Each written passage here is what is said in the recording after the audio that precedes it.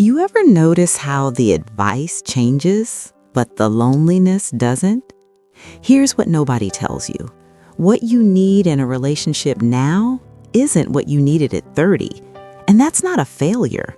That's clarity. Most men spend years trying to want the right things, but the truth is simpler. You already know what matters. You just haven't heard anyone say it's okay to ask for it. Today, I'm walking through 4 things men actually need in a relationship after 40. Not what sounds good in theory, what works in practice. These aren't about compromise or lowering standards. They're about finally understanding what stability actually feels like and why it's worth protecting. By the end, you'll have language for things you felt but couldn't name, and permission to build something that doesn't drain you. Before we go further, let me know you're here. If this already resonates, comment yes. If you're skeptical, comment no. I read every comment. I want to know where you're starting from.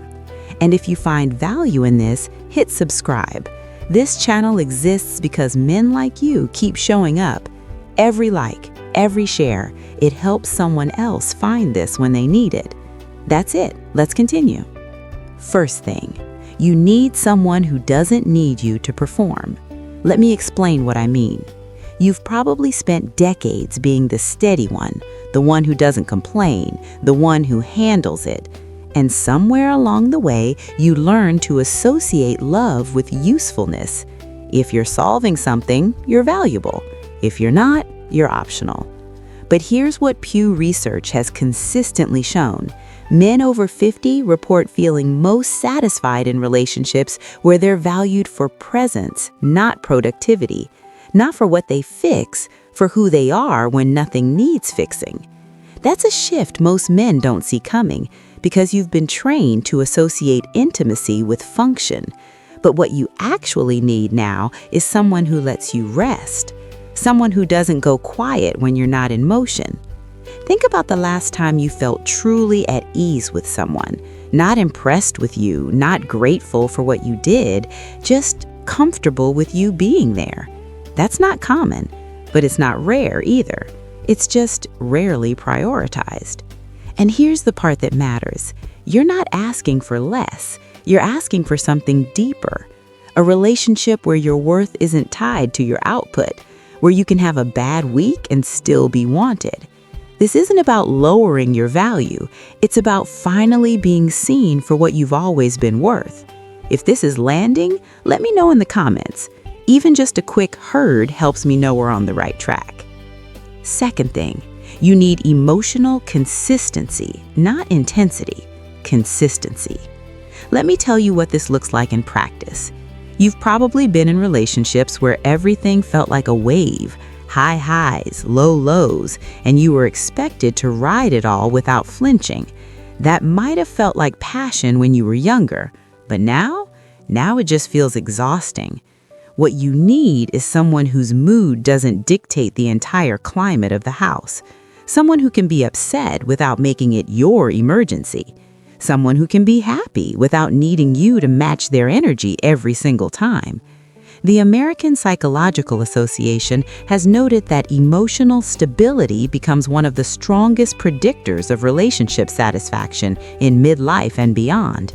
Not because passion fades, but because you finally understand what safety feels like, and you're done pretending chaos is connection. Here's a real example. You come home after a long day, you're not in a bad mood, you're just neutral. In a stable relationship, that's fine. You don't have to explain it, you don't have to manufacture energy, you can just exist. But in an inconsistent one, your neutrality becomes a problem. She's wondering what's wrong, you're wondering why being tired is somehow an accusation, and by the end of the night, you're more drained than you walked in. That's not intimacy, that's performance, and you've done enough of that. What you need now is someone who doesn't take your silence personally, who doesn't need you to be on to feel secure. Someone who understands that steady doesn't mean cold. It just means you've learned what peace costs, and you're no longer willing to pay for drama. Reddit relationship forums and YouTube comment sections are full of men over 40 saying the same thing. I just want to come home and not have to manage someone else's emotions. That's not selfish, that's self-preservation, and it's worth protecting. Still with me? Comment 1 if this already makes sense. I want to know this is hitting. Third thing, you need space to still be yourself, not permission, space. Let me explain what I mean. You've probably noticed that a lot of relationship advice assumes merging is the goal. Shared hobbies, shared friends, shared everything. And maybe that worked when you were building a life, but now you already have a life. What you need is someone who doesn't see that as competition. A study from the Journal of Marriage and Family found that men in long-term relationships report higher satisfaction when they maintain individual interests and friendships outside the partnership. Not because they're avoiding intimacy, because they're protecting identity. Think about it. You've spent decades becoming who you are. You have routines that matter, friendships that predate her, hobbies that have nothing to do with impressing anyone. And the right person doesn't ask you to shrink that. She adds to it. She doesn't replace it. Here's what this looks like in practice. You want to spend Saturday morning fishing or working in the garage or just reading in silence. In the wrong relationship, that becomes a negotiation. Why don't you want to spend time with me? Are you avoiding me? But in the right one, she's got her own Saturday morning. And when you reconnect later, you both have something to bring to the table. Not resentment, presence. This is especially true for men who've been married before.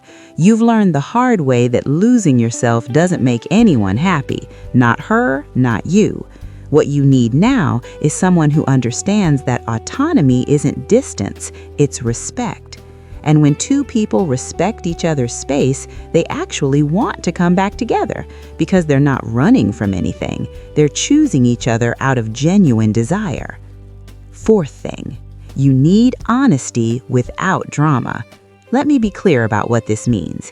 You need someone who can tell you the truth without turning it into a production. No games, no hints, no punishing silence followed by, "I'm fine." Just clarity.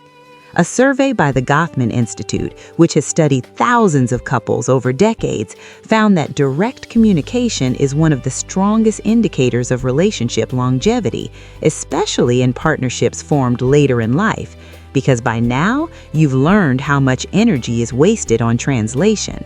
Here's the scenario. Something's bothering her. In a healthy relationship, she tells you, calmly, clearly. You listen, you respond. It gets resolved or at least understood, and you move on. But in a dysfunctional one, she's upset but won't say why. You're supposed to guess, and if you guess wrong, that's proof you don't care. By the time the truth comes out, you've both spent 2 days in unnecessary tension.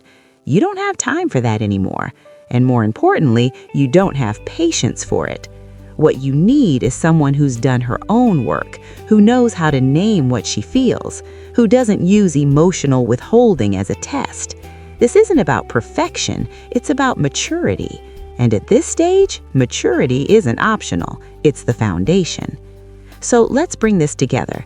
You need someone who values your presence, not just your productivity.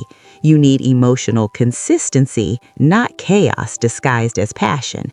You need space to remain yourself, not permission to exist. And you need honesty that doesn't come wrapped in drama. None of this is asking for too much. It's asking for what actually works. And here's the part that matters most. You're not too old to find this. You're not too set in your ways.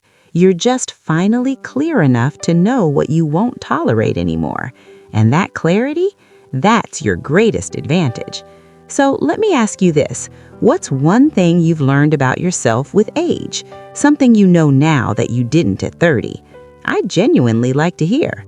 Leave it in the comments. Thank you for being here, for listening, for trusting me with 10 minutes of your day. If this helped, subscribe. There's more where this came from, and I'll see you in the next one.